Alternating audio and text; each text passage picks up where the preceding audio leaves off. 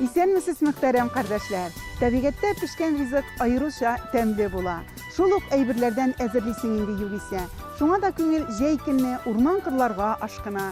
Якыннар белән бергәләп ял итәргә, шашлык пешерергә минем бер яхшы рецептым бар. Аны сезгә дә тәкъдим итәм. Аның өчен безгә тавык ите. Мин инде тавык итенең йомшак өлешен һәм канатларын алдым. Безгә бал, гәрсис, әфлисон сугы, лимон сугы һәм кетчуп кирәк булачак. Эшебезне тавык итеннән башлыйбыз. Тавык итләрен шулай кисеп төшермичә, әз-әз генә кискәләп җибәрәбез. Шулай эшләгәндә ул әйбәтрәк маринатлана. Тавык канатларыннан да шашлык бик тәмле килеп чыга. Без аны бергә маринатлыйбыз. Безгә 1-2 кашык бал кирәк булыр. Балны без сыек май белән кушып болгатабыз.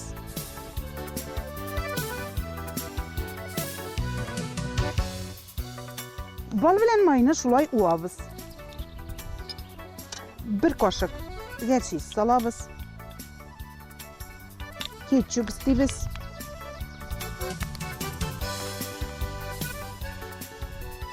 Хәзер 1 әфлисон сугы истим.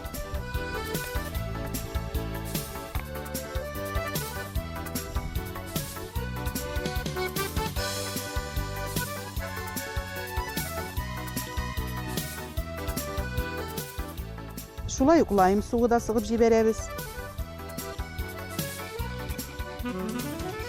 Бераз имбир дә кушсак, шашлык бик тәмле үзенчәлекле була.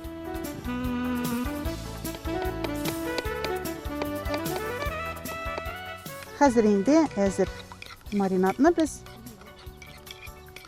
тавык итләре өстенә салабыз. Әлбәттә инде тоз борышны онытмаска кирәк. Тоз борыш сибәбез. Шашлыгыбыз бераз маринадта торсын да, без аны бераздан кыздырабыз ала бирсә.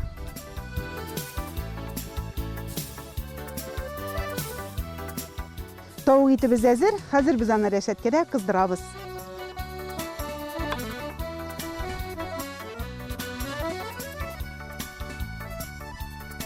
Бисмиллаһир-рахманир-рахим.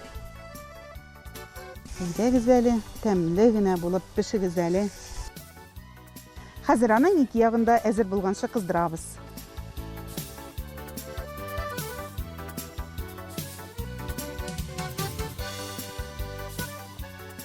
Тәмле исләре чыкты, бик тәмле булырга охшаган бу.